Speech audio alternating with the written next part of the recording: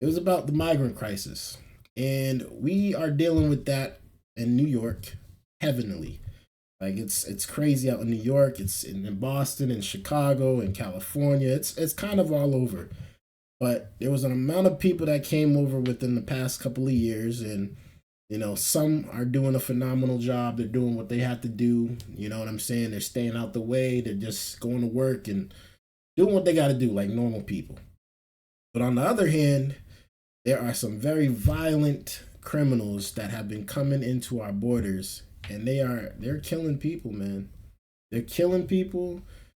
They're raping people. They're burning people alive, stabbing, kidnapping. I mean, it's ridiculous what's going on out here in these streets. But let's tune into the next video. Apparently, there's been a woman that was set on fire in a New York subway by a migrant. Ladies and gentlemen, can't make this stuff up. Let's tune into the video, man. Gruesome and deadly attack on the subway. Police have a person of interest in custody after someone set a woman on fire on an F train, killing her. Police say the killer walked up to the victim and lit her clothes on fire. By the time officers got to the woman, she was fully engulfed in flame. This is one of several violent attacks in the subway system this weekend. One person was killed. Another was injured in a stabbing incident on a 7 train during an apparent robbery gone bad in Woodside, Queens. And yesterday, 2 people shot on a subway platform in Sheepshead Bay, Brooklyn. The subway violence comes during a time authorities are trying to assure New Yorkers about the safety of mass transit ahead of congestion pricing next month and a probable fare hike this summer. Here's Eyewitness News reporter Sonia Rincon. Listen here, man. I thought Chicago was bad. I thought Chicago was the worst city when it came to crime. But honestly, in my opinion, I'm saying this now. New York City might be the worst city when it comes to crime. They might be the top dogs. Because I just heard at least 7 different incidents in just a matter of a week. Chicago is usually like every other day. You could find something. But New York is getting worse and worse and worse. This is crazy, man. You know what this is. This is pure evil. I'm just calling it like it is. I'm literally just calling it like it is.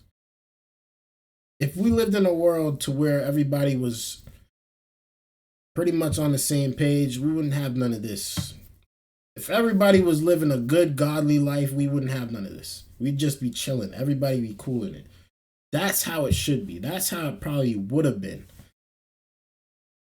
But of course, no, there has to be some type of evil out there in these streets.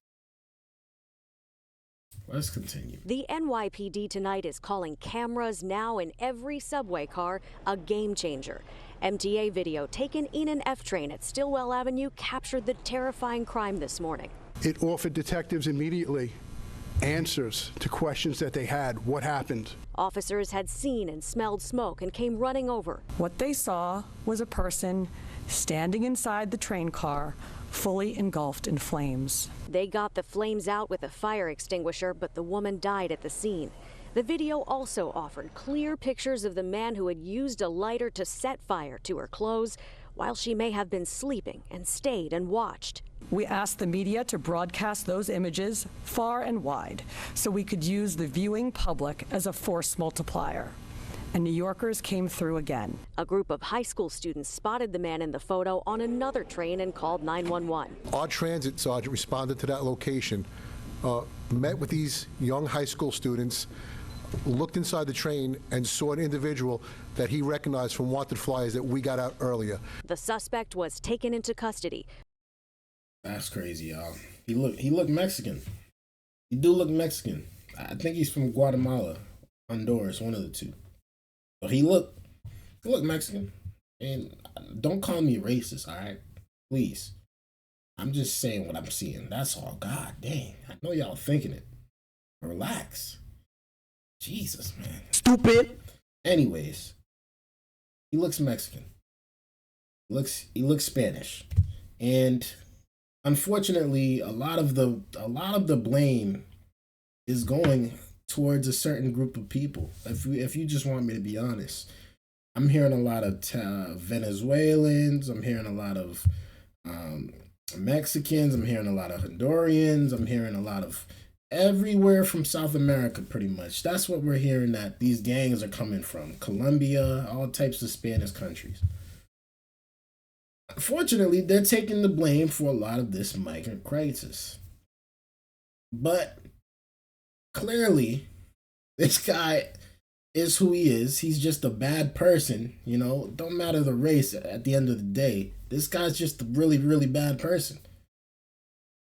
And for you to be setting somebody on fire and then trying to dip after that, like, you can't. What are we supposed to say? Let him walk free? He's a human, he belongs here. This is evil stuff, evil behavior. It's crazy. But let's continue. Police say he's a citizen of Guatemala in New York since 2018. Tonight, the governor praised the quick arrest, but her tweets today about additional cameras, officers, and National Guard members helping bring subway crime down have been met with concerns about fare hikes and the congestion pricing toll meant to make the subway more appealing on an especially violent weekend. Overnight, a man was stabbed to death in what police think was a robbery attempt on a 7 train in Woodside. And yesterday, panicked subway riders ran from gunfire at a Q train station in Sheepshead Bay, where 2 people survived being shot, and the search continues for the shooter. The subway cameras in Coney Island this... Bro, it's sick. It's sick. This is sick. Come on, man. Like, people are just trying to get to work. People are just trying to go home. People just trying to mind their business. Like, this should be like everywhere. They shouldn't have to be dealing with this on a regular day. This is not the first time somebody's been set on fire or had fire thrown on them in a NYC subway station. I've already done one earlier this year, from a homeless guy. Like, I get it. Y'all got the crime to go down a little bit, but it's still going rampant. It seems like it's not going to end. It's not getting any better. That's what it seemed like. That's what people are saying. You have a homeless crisis in New York. You have a crime crisis in New York, and y'all have a rat and trash crisis in New York. It's crazy. It's crazy. Y'all are the biggest city. Y'all are making millions. Y'all are making billions of dollars for sure. I mean, you should be at least. But come on, y'all are the biggest city. Y'all should be able to clean this stuff up. This is crazy, man. Let's end this video and see if there's anything else that's here that we got to talk about. This morning, and the presence of officers in transit played critical roles in that quick apprehension, but still couldn't stop a man from killing a woman on the subway for no apparent reason. That woman still hasn't been identified tonight. She was burned beyond recognition. Outside police headquarters in Lower Manhattan, Sonia Rincon, Channel 7 Eyewitness News. That's sad, yo. Honestly, that's sad. Rest in peace to her, man. I hope that they identify her eventually. That they find the family of her, and you know, that's sad. Honestly, man, that's wow. Let me know y'all thoughts about this down in the comments below. Sometimes when I look at these videos, it definitely rubs me the wrong way, especially when someone dies to nonsense like this, man. It really does rub me the wrong way. I feel extremely bad because who knows what the reason was. I heard this guy was a drunk man, and when he came to the police afterwards, he said that he didn't even know he did it. He was just that drunk. You can't be doing this. It don't matter if you're drunk or not. It don't matter if you're from here or not. You can't be doing this. It's sad. It's trash behavior. And we got to do better. Y'all already know, man. I thank you guys so much for tuning in.